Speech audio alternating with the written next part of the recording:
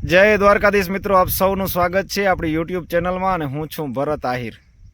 ખાસ કરીને હવે ફોન વધી રહ્યા છે, ફોન કોલની અંદર જવાબ દઈ શકવાની પોઝિશન છે નહીં, એટલા માટે થઈને યુટ્યુબની અંદર વિડીયો બનાવું છું। બાકી આપણી 7 તારીખ સુધીની આગાહીનો સમય ચાલુ છે, વચ્ચેથી આગાહીની અંદર કોઈ જાતનો ફેરફાર કરવામાં નથી આવતો, માત્ર તમને અપડેટ આપવામાં આવે છે। જ્યારે પણ ખેડૂતોની મનની અંદર વધારે પ્રશ્નો હોય ત્યારે એની ખાસ છે માહિતી આપવામાં આવે છે। એવી જ રીતે ફરીથી હજી આગાહીનો સમય ચાલુ છે। 7 જુલાઈ સુધી જે વરસાદનો રાઉન્ડ છે, 4 તારીખના આપણો વરસાદનો રાઉન્ડ છે કાર્યક્રમની અંદર, એ વરસાદનો રાઉન્ડ ચાલુ છે। આજના દિવસે પણ વરસાદી ગતિવિધિ જોવા મળશે। આજે સૌરાષ્ટ્રના ભાગોની અંદર કહીએ તો ગઈકાલે જે ભાવનગરના વિસ્તારોની અંદર ગતિવિધિ જોવા મળી, એવી જ વરસાદની ગતિવિધિ આજે જોવા મળશે ભાવનગર, અમરેલી, જૂનાગઢ, પોરબંદર। અને ખાસ કરીને જેટલા પણ વિસ્તારની અંદર વરસાદ થઈ ગયો, વાવણી લાયક વરસાદ થઈ ગયો, અમુક વિસ્તારોમાં 5-6 ઇંચથી લઈ અને છેક માંગરોળ સુધી 40 ઇંચ સુધીના આંકડાઓ આવી ગયા। એટલે જે વિસ્તારની અંદર વરસાદ થઈ ગયો ત્યાંના ખેડૂતોની અંદરથી એક અલ નીનોનું ભૂત છે નીકળી ગયું છે। બાકી શરૂઆતનો સમય હતો તેની અંદર એટલી તકલીફ થઈ છે ખેડૂતોને, કારણ કે અલગ અલગ મીડિયા દ્વારા અલગ અલગ માહિતીઓ, સુપર મેગા અલ નીનો, 150 વર્ષના રેકોર્ડ અને આવું બધું ચાલુ જ હતું। અને આ જે ચાલુ હતું તેની અંદર પણ અત્યાર સુધી વરસાદ ના થયો અને હજી પણ કચ્છ, દ્વારકા, જામનગર, મોરબી આ જે વિસ્તારની અંદર વરસાદ નથી થઈ રહ્યો, તેના માટે પણ સૂકા પવનો જ જવાબદાર છે। સૂકા પવનોના કારણે ગુજરાતની અંદર ચોમાસું લેટ થયું અને હજી પણ જે પોરબંદરનો આ ભાગ છે થોડો, અને દ્વારકાથી પશ્ચિમ તરફ સમગ્ર જેટલા જિલ્લાઓ 4 થી 5 જિલ્લાઓની કહીએ તો, અને ઉત્તર ગુજરાતની વાત કરીએ તો વાવ, થરાદ આસપાસનો વિસ્તાર, પાટણ જિલ્લો, આ જે જિલ્લાઓ છે તે વિસ્તારોની અંદર પણ ચોમાસુનું લેટ થઈ રહ્યું છે અને તેનું કારણ છે વરસાદ નથી આવતો, તેના માટે પણ સૂકા પવનો જવાબદાર છે। માત્ર મિત્રો આ એક પરિબળના કારણે ગુજરાતની અંદર ચોમાસું નથી આવ્યું અને ગુજરાતની અંદર વરસાદ થયો ન હતો। ગુજરાતની અંદર ભારતીય હવામાન વિભાગે ચોમાસું જાહેર નહોતું કર્યું અને સરદાર સરોવર ડેમની ઊંચાઈની અંદર વધારો થયો। ગુજરાતની બારે વરસાદ ત્યારે પણ ચાલુ હતો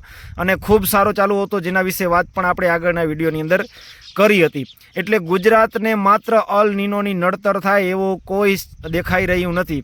સાથે જ આપણા પ્રખર આગાહીકાર અશોકભાઈ પટેલ દ્વારા પણ કહેવામાં આવ્યું કે ચોમાસાનો મોટો ભાગ ત્યાં સુધીમાં નીકળી જશે જ્યારે અલ નીનોની શરૂઆત થશે।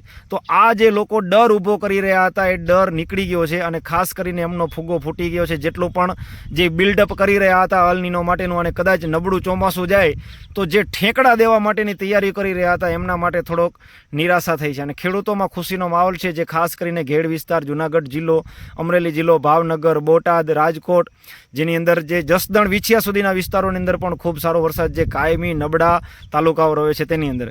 સાથે જ ઉત્તર ગુજરાતની અંદર પણ ગઈકાલે વરસાદ થયો। પૂર્વ અને દક્ષિણ ગુજરાતની તો વાત જ ના થાય, દક્ષિણ ગુજરાતની અંદર તો રીતસરનું મેઘતાંડવ જોવા મળી રહ્યું છે અને ખાસ કરીને હજી પણ આગળના દિવસોની અંદર દક્ષિણ ગુજરાત, દક્ષિણ સૌરાષ્ટ્રની હાલત ખરાબ થઈ જવાની છે। વરસાદ બાબતે એમને કોઈ જાતની અછત નથી થવાની। આમ પણ થોડો સિઝનનો 40% જેટલો વરસાદ થઈ ગયો છે, એટલે 100% વરસાદ ઉપર જશે આ વિસ્તારોની અંદર।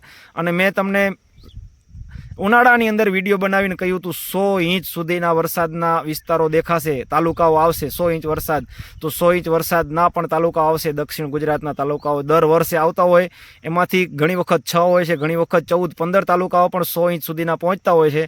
તો હજી પણ આ વર્ષે પણ એવા તાલુકાઓ જે 100 ઇંચ સુધી પહોંચે એવી શક્યતા દેખાઈ રહી છે।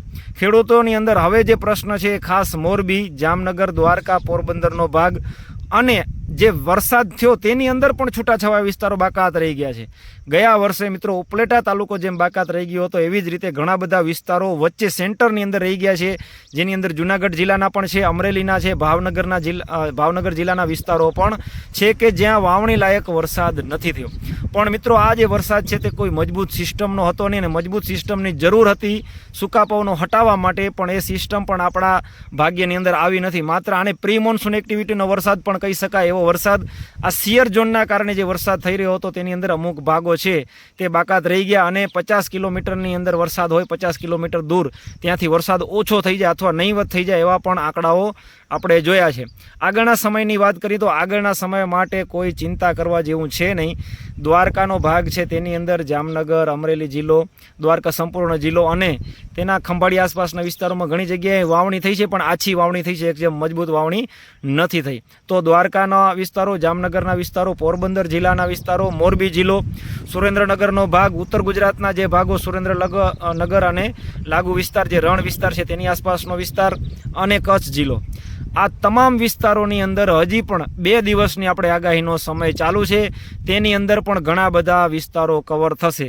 આજના દિવસે પણ થશે. મોરબી, સુરેન્દ્રનગરના વિસ્તારો અને પૂર્વ કચ્છ સુધીના વિસ્તારો આજે પણ માત્ર એક્ટિવિટી છે તે થંડરસ્ટોર્મ એક્ટિવિટી સીમિત વિસ્તારોમાં જોવા મળશે. આવતીકાલે પણ થશે. 6 તારીખ અને 7 તારીખ સુધી વરસાદની આગાહીનો આપણો જે આ રાઉન્ડનો વાત છે તે ચાલુ છે. ત્યાર પછી આ રાઉન્ડની અંદર હજી 1-2 દિવસ વધારો થશે, એટલે કે 9-10 તારીખ સુધી વરસાદ થાય એવી સંભાવના દેખાઈ રહી છે.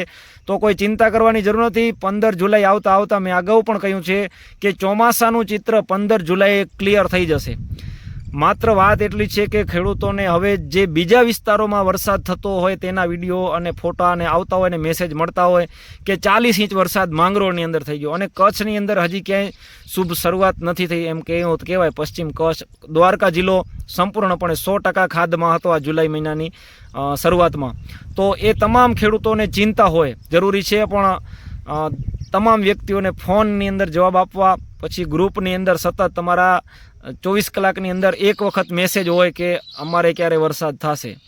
બીજું કે ભાઈ હવે અમને તો નબળું લાગી રહ્યું છે અને દુષ્કાળના ડાકલા વગેરે આખા ગુજરાતમાં વાગતા હતા. 1 તારીખ 30 જૂને મેં તમને માહિતી આપી હતી, ગ્રુપની અંદર પણ આપી હતી અને સ્ટેટસની જેને જોયા હશે ને ખબર છે. 30 જૂને મેં માહિતી આપી હતી કે 2022ના વર્ષમાં સેમ પરિસ્થિતિ હતી 1 જુલાઈએ, અને ત્યાર પછી 2024ના વર્ષમાં પણ 25 જૂન સુધી આવી જ પરિસ્થિતિ હતી કે 2% અને 3% વરસાદ નોંધાયા હતા ગુજરાતની અંદર. એવી જ રીતે 2026ના વર્ષમાં પણ 1 જુલાઈએ સેમ પરિસ્થિતિ હતી અને અત્યારે તમે જુઓ તો અત્યારે 16-17% સુધીના વરસાદના આંકડાઓ આવી ગયા છે, એવરેજ આવી ગયા છે. કારણ કે અમુક જિલ્લાઓની અંદર વધુ, અમુક જિલ્લાઓની અંદર ઓછો, અમુક જિલ્લાઓની અંદર એવરેજથી વધુ તો અમુક જિલ્લાની અંદર 0% વરસાદ કહી શકાય એવા આંકડાઓ પણ છે. એટલે એવરેજ જે 16-17% આસપાસના વરસાદો જોવા મળી ગયા છે.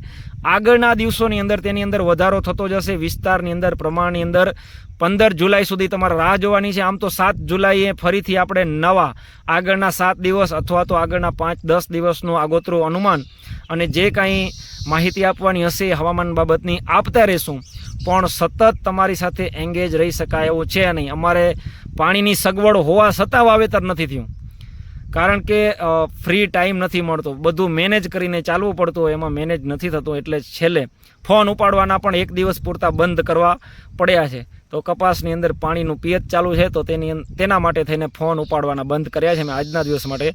એટલે મને એમ થયું કે એક વિડીયો બનાવીને માહિતી આપી દઈએ, એટલે કમસે કમ ખેડૂતોને એ હૈયા ધારણા રહે કે હજી કોઈ મોડું નથી થઈ ગયું, હજી કોઈ ચોમાસા બાબતે ચિંતાનો વિષય પણ નથી.